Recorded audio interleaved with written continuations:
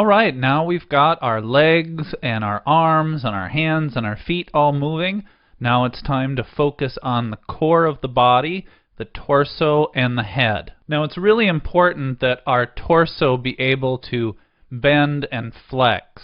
And by the way, in this course, when we say torso, we're going to be talking about the entire middle part of the body minus the head. So from the very bottom of the pelvis all the way to the tip of the neck.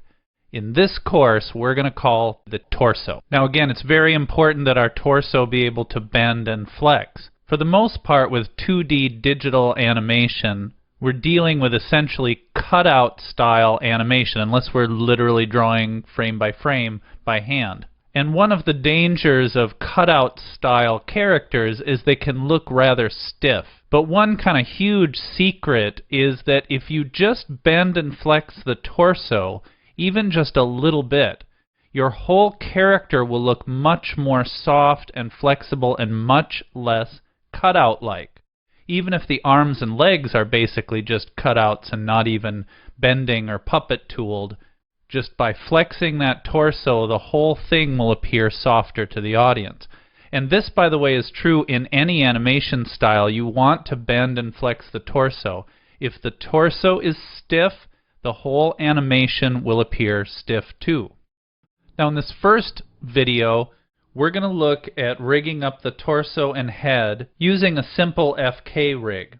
And in the next video, we'll look at a Bezier IK rigging system for torsos and heads. Now when I say head, I'm not talking about the face. We're going to include the head in all of these rigs, and we're also going to attach our arms and legs to kind of complete our whole body system. But we're going to spend an entire lesson focusing on facial rigging after we get done with these torsos. So just to be clear, we're just talking about the head as just a single object, as just part of the whole body. Now it is possible to joint a torso in multiple pieces so it can be bent and flexed and posed. But because torso artwork is often fairly complicated and needs to kind of bend and deform in a soft way, jointing is not often the best option unless the art style or the animation style sort of supports it. But because we have to bend and flex a relatively complex piece of artwork, torso rigging is an area where the puppet tool really shines.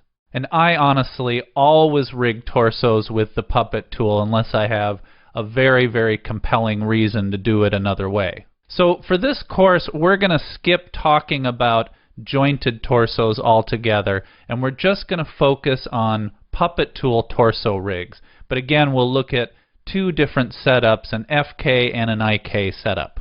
Most of the time, characters are going to be set up similarly to our hipster man here, where they have a torso and a neck, and then a head that sits on that neck, a separated head. So we're going to start with a torso and head rig on this type of character, and then we'll look at our orange woman and how to rig a torso and head that's combined in what we might call a unipod character. But let's start with kind of the most common situation, a separate head and body.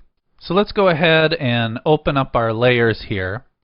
And what we want to do first is pre-compose all of the head and face art all into one head pre-comp, and then pre-compose all of the torso artwork, and again that means from the bottom of the pelvis to the top of the neck, into a torso pre-comp. Now we've done this before where we pre-compose layers, crop them, and then reposition them in our rig comp. Let's just go through it for one of these two comps, and then we'll speed through it for the second one. So let's do the head first. Now one of the things I need is to duplicate one of these layers, one of these head layers, to use as a guide to realign the pre-comp layer after we crop it. And in this case, we've got kind of a weird combination of elements here on the face. But I think because of its nice sharp angles and clean color, I think the easiest thing is going to be the beard. So let's go ahead and duplicate the beard layer. And we'll change that layer to a difference blend mode and lock it so we can use it as a guide. We're going to unlock all of these face and head layers here. Then we're going to select all of these layers and pre-compose them. Then we're going to grab our region of interest tool and crop our comp down fairly tight around the head. Choose Crop Comp to Region of Interest, and then we'll go back into our Rig Comp, zoom in, turn up our resolution, and realign the layers. Now we can delete the guide layer and recolor our head comp yellow. So let's repeat that whole process with the torso pieces, the neck, the upper body, and the lower body. Now we want to look for that point where the artwork goes entirely black because it's lined up with the difference blend mode. Now let's set our anchor points on our two layers. For the torso, we want the anchor point down in the pelvis, and we want to roughly center it in that part of the body. For the head, let's turn on the multiply blend mode quick and take a look at how the head overlaps with the neck. What we want to do for the head is place that anchor point basically right where that join is in between the neck and the head. Now while we're zoomed in here, let's also mark out the position of this head anchor point, because we're going to need that when we set our puppet pins. Alright, now that we have our anchor point set, let's create some controllers to control the torso and the head. Now we're definitely getting into an area of personal preference here. I really like to put these controllers off to the side of the character rather than right on top of the character. I think it makes sense to have the hand and foot controls right over those limbs. But for the body and the head, I don't like so much clutter over the top of the character artwork, and so I like to keep the nulls a little further off. And it's kind of like the handle of a teacup that you click and drag to move the body or move the head. This is modeled after 3D character rigging, where you almost always put at least the center of gravity control off the back of the character, again like the handle of a teacup. So let's go ahead and set these up. I'm first going to create a null object using the controller button at the same anchor point as the torso. We're going to name this COG for center of gravity. We're going to color it green, size it up, and then I'm going to use the anchor point property to position the click and drag null off to the side, as we said, like the handle of a teacup, but leaving the anchor point there at the pelvis. Notice that I raise the null right in line with that pelvis anchor point, and that'll help give a nice intuitive feel when we're rotating and moving this center of gravity control. Now, why do we call this center of gravity? Well, this is going to control the entire core of the body, all the way from the pelvis up to the head, will all be controlled basically by this center of gravity control, or COG. And of course the torso represents the heaviest, most central part of the body. And as we're posing our characters and considering weight distribution, the center of gravity will be that body core originating from the pelvis. But we also want a controller for the head, a separate controller that'll allow us to move and rotate the head in an intuitive way. So let's make another controller for the head. We'll follow the same basic procedure and just set it up right above the cog. Now this is a little snug to the hat artwork there, so I'm maybe just going to pull these out just a little bit. Okay, with our controllers all set, let's go ahead and set our puppet pins on our torso. Now let's think just for a minute about torso anatomy. If we think about the skeletal structure inside of a torso, the pelvis is basically one bone. It's a bowl-shaped bone that sits down at the bottom of the torso. Then the spine sprouts off from the back of that pelvis, and it goes up behind the belly and all the guts and stuff. And then a little ways up from the pelvis, the rib cage begins, and then the rib cage takes up a pretty good chunk of the torso up to the neck.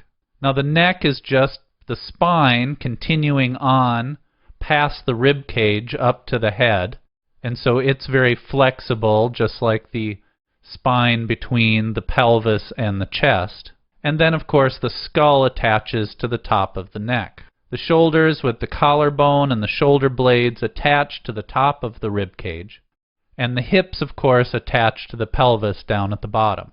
Now, it's important to note that the only real parts of flex in the torso are in the space between the pelvis and the rib cage, and then the neck in between the rib cage and the head.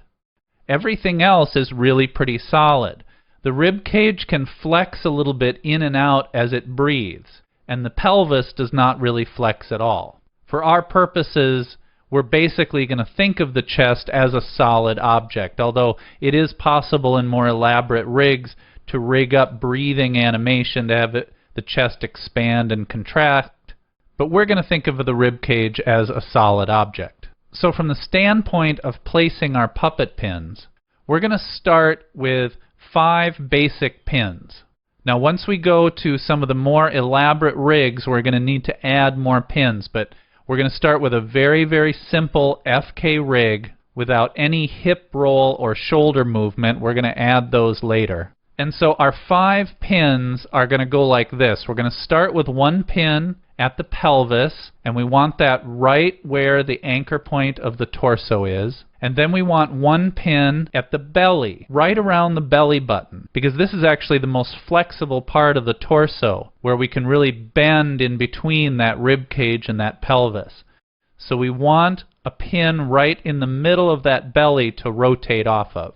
Then, a little ways up from the belly, we want to place a pin at the base of the rib cage. Now, in this extremely short, stout character, we don't really have a lot of room for the rib cage. So we're going to want to place this pin fairly high so we can get plenty of flex in the body. Then remember, from that point upward, the chest really isn't going to bend or move until we get to the neck. So then we want another pin right at the base of the neck.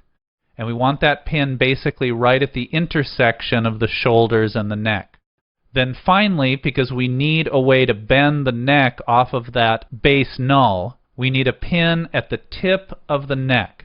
And we marked our head anchor point specifically so that we could place our pin right exactly at that point. And we want to zoom in and be really accurate and try to get that pin right where that head anchor point is. Now that we've placed our pins, let's name them and add the bone nulls. Note that I named the pin at the base of the rib cage chest, because that's the body part this pin will drive, and the pin at the base of the neck is called neck for the same reason.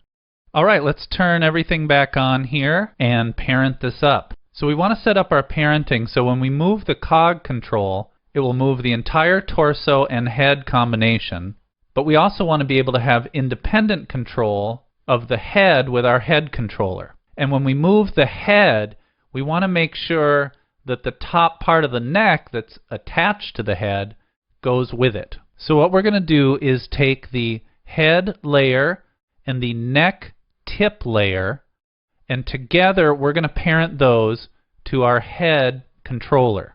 Now we need to make sure that our head and our head controller go wherever the body goes. So we'll then take the head controller and parent that back down to the neck null. And you see there we made a kind of a loop, a little parenting loop. If you think about it, logically you would parent the head to the neck tip to the neck to the chest to the belly, and so on. But we've basically inserted the head controller into that chain. So instead we go head and neck tip to controller, and then controller back to the base of the neck, and then up the chain we go to the pelvis. So let's finish that chain up. So neck to chest, chest to belly, belly to pelvis. Now we also want the torso artwork, in this case parented to the pelvis as well, so that artwork travels with our puppet pins. And then we take the pelvis finally and parent the pelvis to the center of gravity. Now we can click and drag on that cog control and everything moves. The head controller, the head, and the whole body moves all together. But I can also pick up and move the head and, of course, rotate the head independently. This gives the animator a really nice intuitive control over the torso and head. But we still need to be able to bend and flex our torso. So what we're going to do is we're going to create 3 angle controls, and we're going to name them neck, chest, and belly. We're going to lock our effects control window, open the rotation values on those 3 nulls, option click on the stopwatch, and tie each one in turn to its corresponding angle control. Now, besides being able to rotate the entire torso and head combination with the cog, now we can actually bend the torso at the chest, the belly, and the neck. Let's go ahead and attach the arms and legs and kind of finish up the whole body rig. Then we'll add just a little bit of starch to fine-tune our torso deformation. So starting with our left upper arm here, and note that these are really the only things that aren't parented at this time are the upper arms and the upper legs. So we'll parent the left upper arm to the chest. Then we'll parent the left upper leg to the pelvis. Then we'll parent the right upper leg to the pelvis and the right upper arm again to the chest. Now, for example, if I bend the chest, those shoulders go right with it. Notice we're getting a lot of separation between the upper arms and the shoulders, but we'll be able to fix that when we get our starch done. And of course, when we pick up and we move the torso around, we can see that the whole body is moving as it should. Now, I'm also spotting some little issues here. Note that we're getting a weird little poke coming out here at the bottom of the pelvis here, and this upper leg is crossing over onto his shirt just a little bit. So we'll need to clean those up a little bit before we finish up with our starch. So luckily, these are going to be pretty easy to fix. Let's start by fixing the leg. What we're going to do is pre-compose that left upper leg, leaving all attributes in the rig comp. Then we're going to add a mesh warp to that leg art layer and simply kind of squish and push down that top part of the leg so it won't push up into the shirt. Let's check and see if that's working a little better. It's still crossing over a little as he lifts his leg. So let's just pull that in just a little bit more.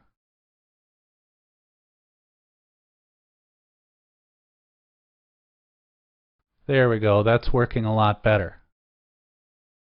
Okay, I'd like to fix that little pokey part on his butt. But before we do that, let's zero out our controllers so we can get back to neutral. So we'll zero out the head and the cog. And then now I can kind of freely pose this guy without worrying about getting it back to that neutral. So let's round off that little corner there. I'm going to go into the torso comp here, and we'll just add a subtraction mask. Wow, that looks a lot better. But let's see how it looks when it moves around here. Okay, that's looking pretty good. And then we also want to check and make sure that it looks okay when he's standing up straight. Yeah, good. We still have that straight line there. That's part of the character design. Now, I think we should also take care of that little poke there too. See how that's sticking out? That doesn't look very good either. So let's go ahead and fix that as well.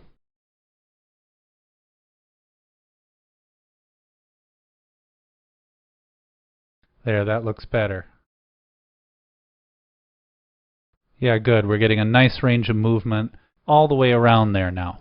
Okay, the last thing we're going to do is add some starch. Now I'm going to kind of speed through this and we'll talk about it when I'm done. But for this simple rig where we don't have shoulder controls, I'm just going to starch the chest so we kind of hold all that together, and then I'm going to starch around the pelvis. Okay, our starch is looking pretty good now. Now our shoulders stay together when we rotate him back and forth, and we're not getting that weird distortion down in the pelvis anymore. Okay, we have a nice simple torso rig here. Let's just finish cleaning this up. Let's lock these. Oops, we've got a color wrong on this layer here. Let's fix that. That upper leg should be orange. And then we'll go ahead and shy those layers away. And let's lock up the values that we don't need. Oops, we forgot to turn off the visibility of our nulls. Let's go back in and take care of that. All right, good. A lot of little steps to keep these things clean. Okay, a nice simple rig system for a separate head and torso. Let's look at a slight variation of this same simple FK rig on a Unipod character. Now our orange woman here qualifies as a Unipod character because she doesn't have a separated head. Her head and her body are all one piece. And if she has a neck, it's not really visible. We're sort of imagining sort of a little tiny neck in there, I guess. But functionally speaking, there's no neck. Now most of our steps are going to be exactly the same.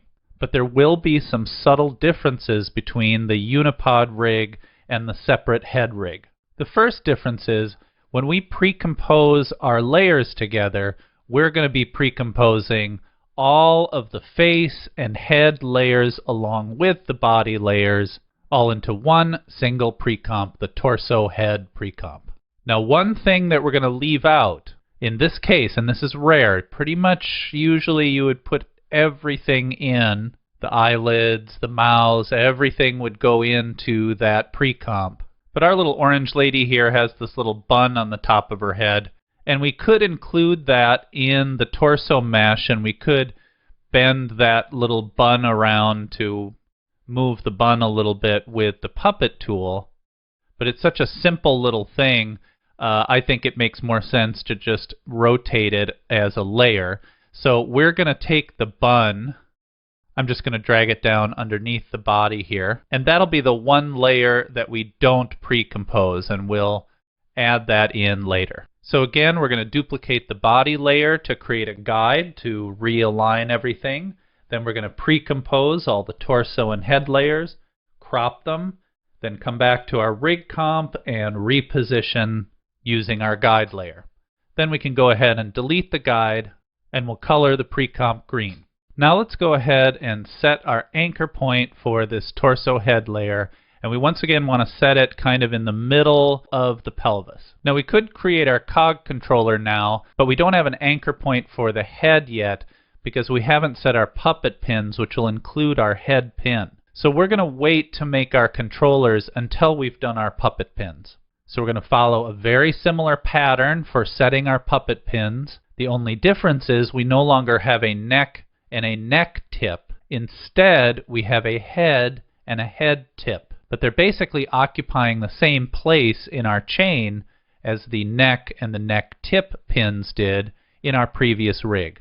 So again, we're going to set pins at the pelvis, right where that anchor point is.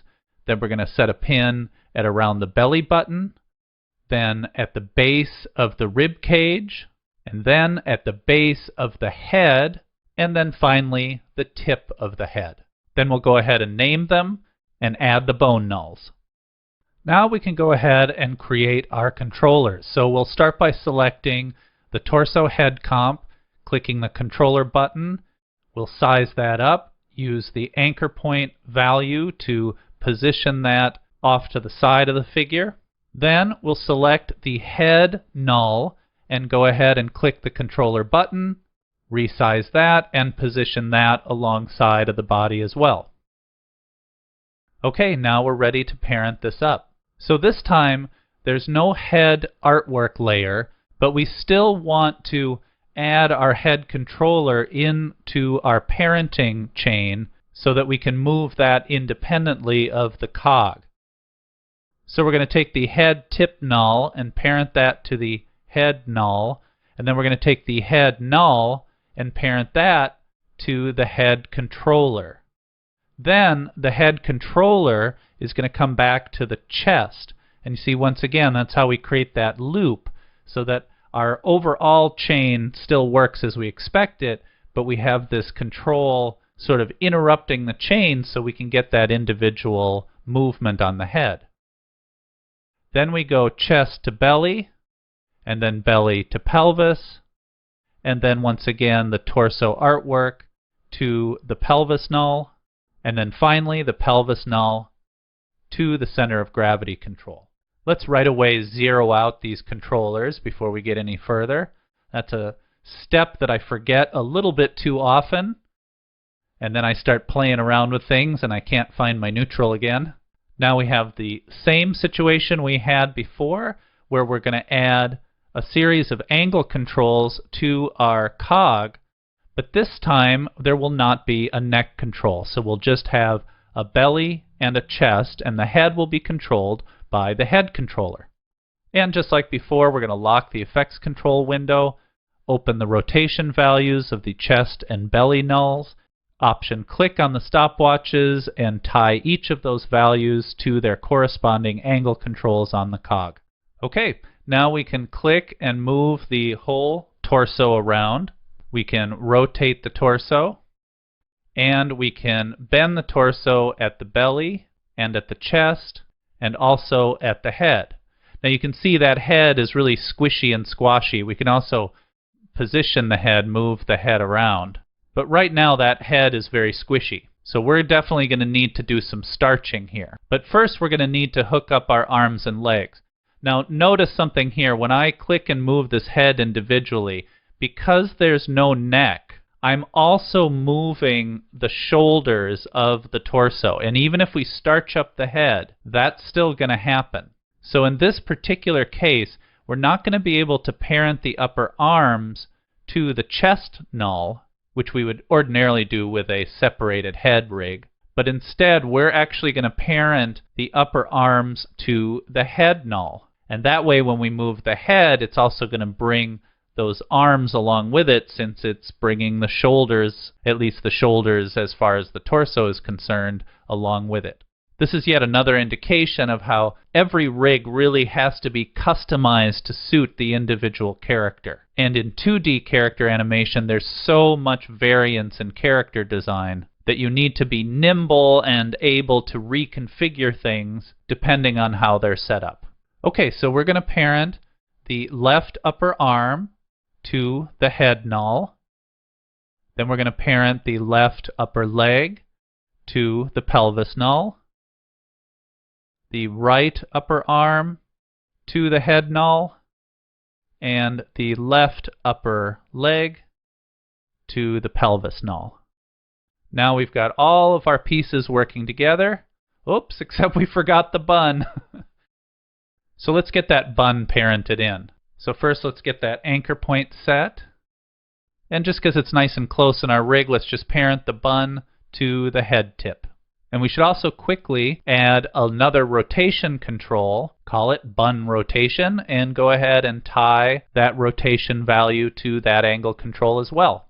Okay, the last thing we need to do here is get that head starched so it moves more normally here and doesn't get all bent and twisted. And see how the bun is separating there? And the other thing we want to do is put some starch in the pelvis area. Now it's not deforming too much, but there's a fair amount of wiggle going on down in there, and we'd really like that to be mostly solid. Now ordinarily I would put a little bit of starch in the chest area to kind of hold that rib cage together.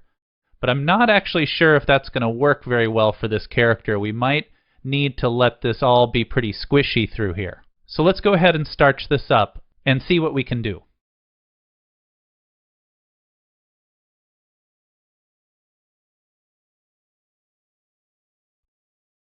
Okay, so you can see that I ended up with starch around the pelvis, just like we talked about, starch around the head, and then a little bit of starch through the chest that I think makes the body hang together a little bit nicer as it deforms. And again, it's all following anatomy: skull, rib cage, pelvis. Notice that I kind of skirted around the collar art so that when it bends, that distorts a little bit. I thought that would be good. So we have a nice simple torso rig for this orange woman. Let's go ahead and lock everything up, shy away the layers we don't need to see, and then lock the properties that we don't need.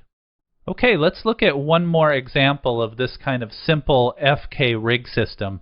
But let's add a few bells and whistles. So let's take a look at this orange man here.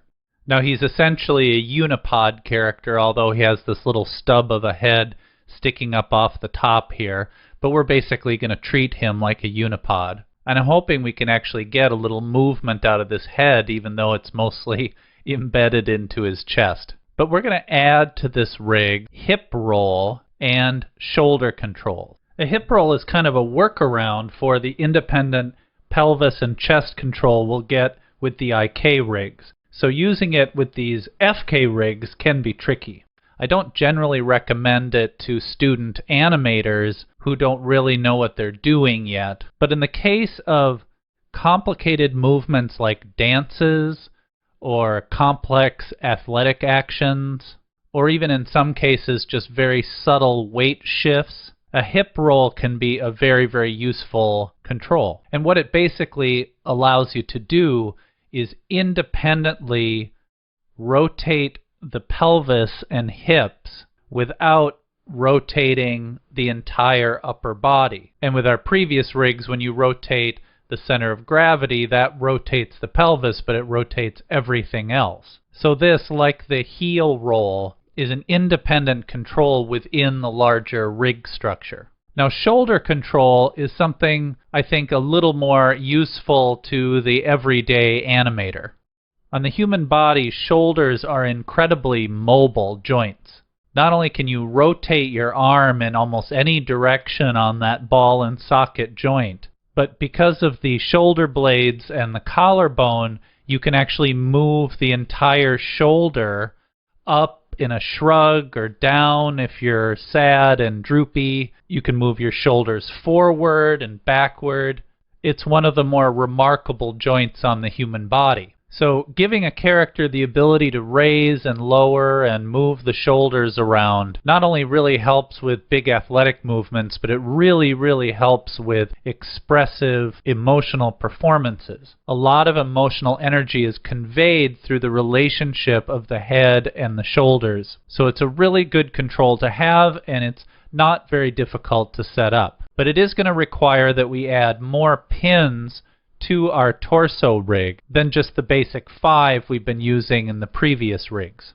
So because the hips and the shoulders are both joints where we're combining puppet tooled elements along with jointing, we want to make sure that our puppet pins occupy the same position as the anchor points of the upper arms and the upper legs. So let's go ahead and unlock this, and you'll see that we've already pre-composed the torso into a single layer, and we're ready to put in our puppet pins. Now, we're going to wait to set the anchor point for this layer until a little later on, and you'll see why in a bit. But we're just going to hold off on the anchor point. And the first thing we're going to do is mark the position of the upper and lower arm null objects. So when we place our pins on our torso at the hips and the shoulders, those pins will occupy exactly the same positions as those nulls. Now to make this a little easier, I'm going to unlock each of those 4 nulls, which are pretty easy to spot because they're like the only layers in our rig structure here that aren't parented yet. And then we're going to select them and turn their visibility on. Now we'll use guides to mark out all 4 positions. When you have lines that are very close together, either make a mental note or a note on paper to remind you which line corresponds to which joint. All right, now we're ready to place our puppet pins.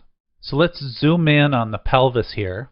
Now, unlike the previous rigs, we are not going to put a puppet pin in the middle of the pelvis. We will eventually create a pelvis null, but we will not create a pelvis puppet pin. Instead, we're going to place 2 pins, 1 for each hip. We want to make sure and lock our guides before we do this in case we nudge our guides around accidentally. So we're going to place 1 pin at each hip point, and we want to get those right on those guidelines. And then again, we're going to skip the pelvis, but instead move right up to our next pin, which is the belly, and then we will place the chest pin, and With this big bulky guy, we can give that chest plenty of room. That pin isn't quite centered on that chest. Let's delete that and set that just a little over. And then let's go ahead and place a head pin, and we'll place that sort of at the base of his nose there, which is sort of the bottommost part of his head, as much as we can see it. And then finally a head tip pin at the top of his head.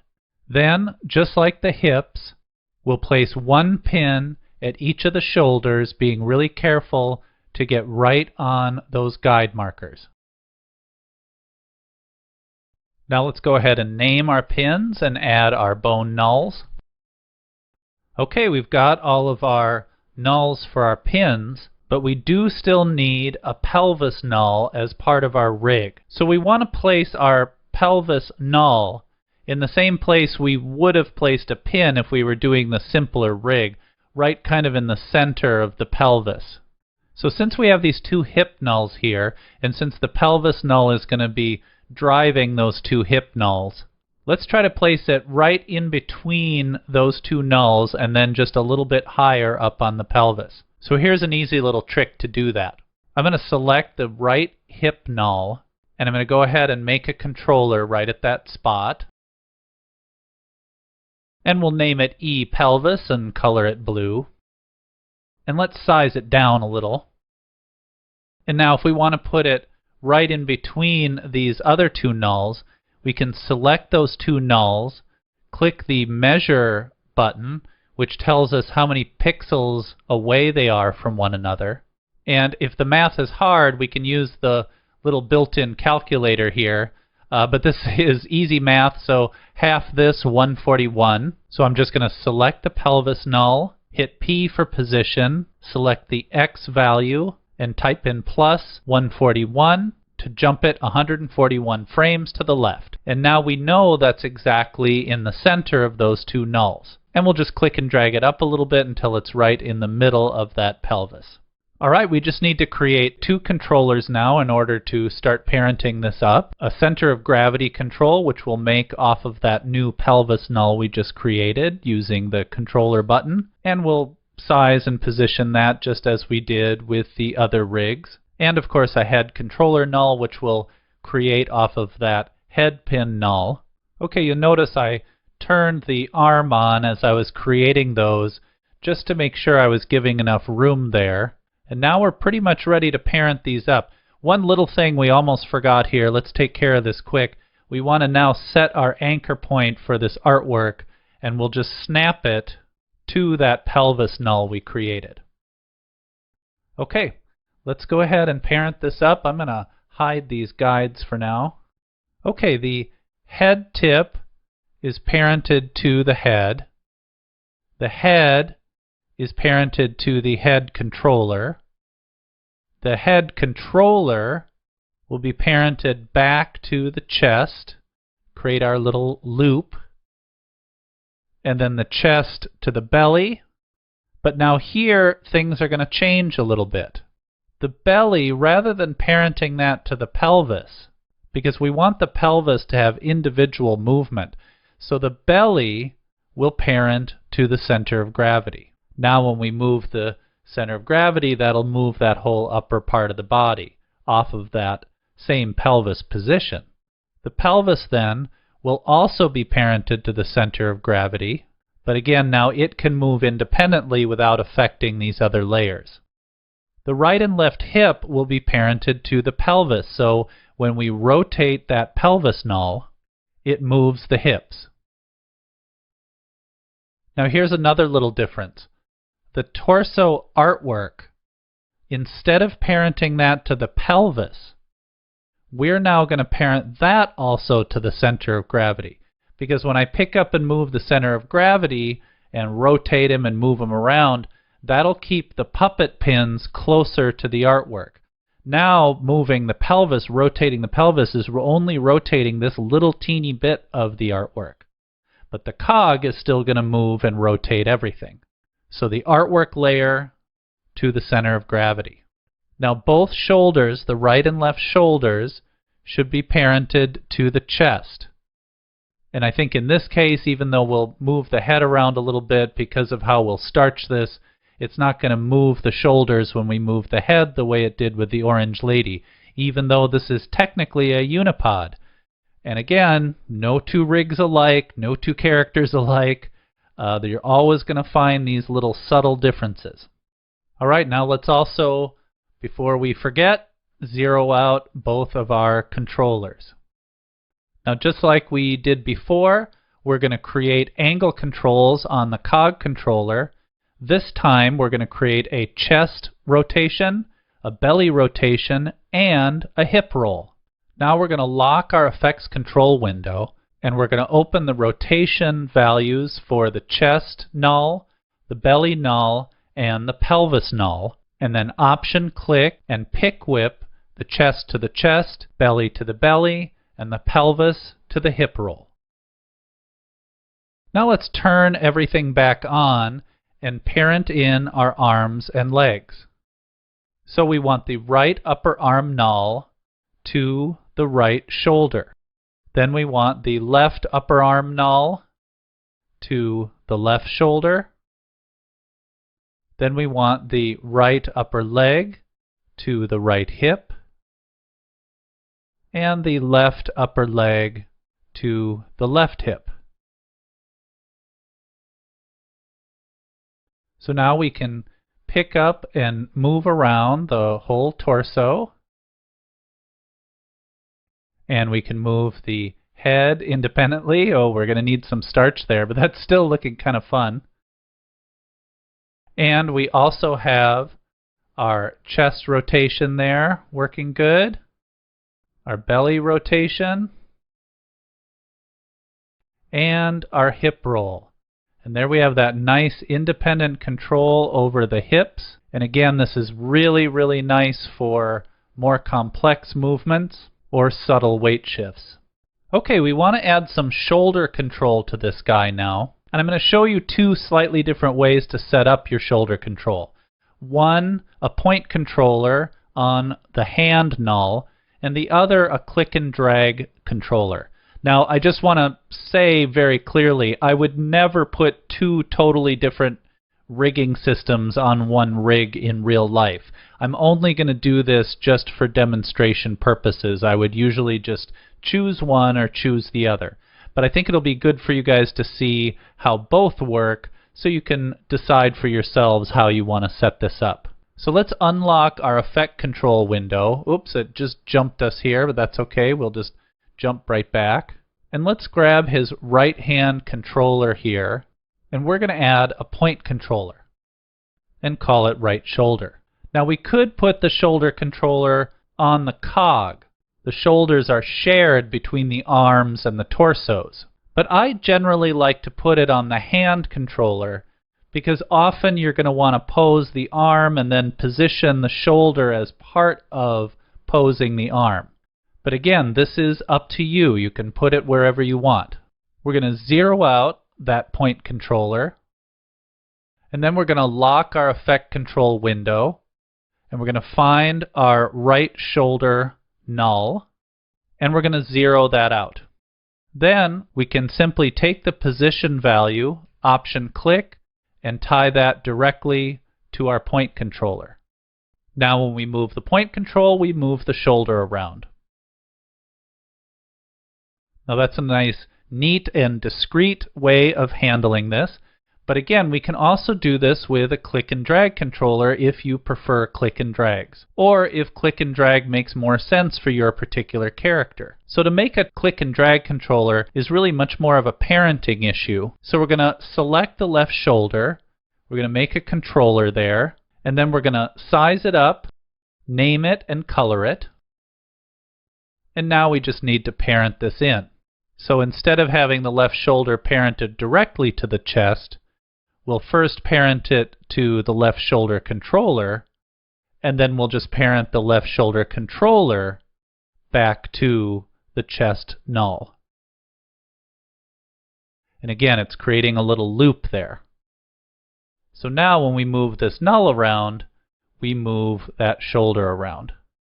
Now that's looking pretty crazy because we got to get some starch in there. We're going to keep the starch pretty simple for this guy. I really didn't see that much that was wrong with it while we've been rigging him up and playing around with him. And he's a loosely drawn character, and so I think sort of being a little loose with the starch makes some sense. We're definitely going to want starch around the head, and we're going to include the nose in that, so that kind of moves as a unit. Then we're for sure going to want starch around the pelvis. When we were doing those hip rolls, there was a lot of weird deformation happening there, so we're going to get that pelvis solid. And then the only other thing that I noticed was that when you push a little far on these shoulders, they start to cross over his tank top a little bit. Now you have to go pretty far for that to happen, so it's not a huge big issue. But I even saw it a little bit just in moving the head around, yeah, over here, as you move the head around. And I think with this arm too, as you move that in, it crosses over just a little bit. So it'd be nice to expand that range of movement as much as possible. I think at a certain point it's always going to cross over. But the more we can move those shoulders and keep those straps of the tank top intact, the better. So as we do this starch, I'm going to attempt to put a couple little blobs of starch there to see if that clears that up. Now this is my best guess for starch. As always, there's got to be some trial and error, and we'll have to see what works. But I think that's going to work well for this character.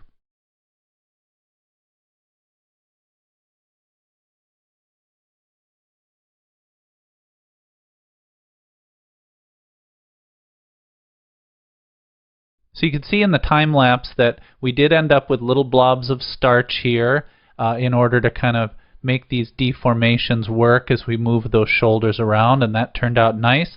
We starched the head, so we have a good solid feeling to the head there, and we can move that around. It's really pretty fun, and you can rotate. Works really quite well. It's not a huge range of motion, but it's pretty darn good considering the head is completely attached. So we're getting really nice deformation with this torso with that simple starch. Now you may not have been able to catch it in the time lapse, but I had made a little mistake in there, which is that I forgot to zero out the left shoulder controller. So I was moving around and I was playing around with the starch, and whoops, I didn't have a way to get it back to neutral. So I had to undo all the starch. I had to zero out that left shoulder controller and then redo the starch. So please learn from my mistakes. It's something I don't know what it is, but that's one that I seem to forget again and again. Forget to zero out those controllers before I start in on the starching. You want to be able to manipulate the controllers in order to fix your starch, but you also need to be able to get back to neutral after you're done. And you can't undo back to neutral because then you'll undo all your starching, which I had to do in this case. So make sure all your controllers are zeroed out before you start your starching process. Okay, we've got a very nice rig here with the hip roll and the shoulder controls. Lots of possibilities for posing here. So let's go ahead and clean this up. Alright, let's look at one last bell and or whistle. We did the hip roll and the shoulder controls. Let's add one more kind of fun control, but we're going to need a character with a separate head to do this. So let's jump back to our hipster man here. And what we're going to do is add a squash and stretch control to his head. Unfortunately, the way this particular rig is set up, we can't do a squash and stretch on the torso or body, at least not with this particular method. But we can do a squash and stretch on the whole head, which is really nice to have for these more exaggerated cartoony characters.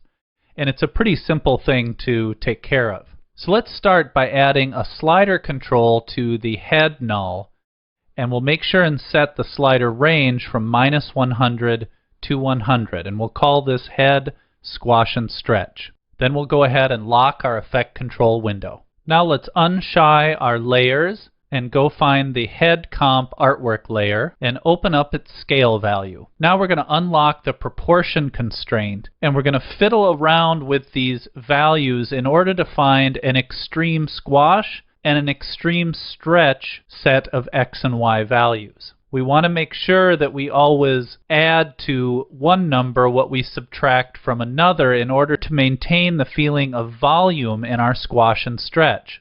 And we also want to choose a set of numbers that are the opposite. So for example, 150 and 50 for squash, and 50, 150 for stretch. Okay, it looks like 175 and 25, and 25 and 175 are going to work good for this head. Okay, let's go ahead and hook this up. So we're going to use the same linear translation code we used earlier to rig up our hands, where we were translating between one slider range and another slider range. But this time we're going to translate between a scale range and a slider range. So let's option click on the scale value and paste that code in. Then we're going to pick whip to our slider, and then we'll change the C value to 175, 25, and the D value to 25, 175.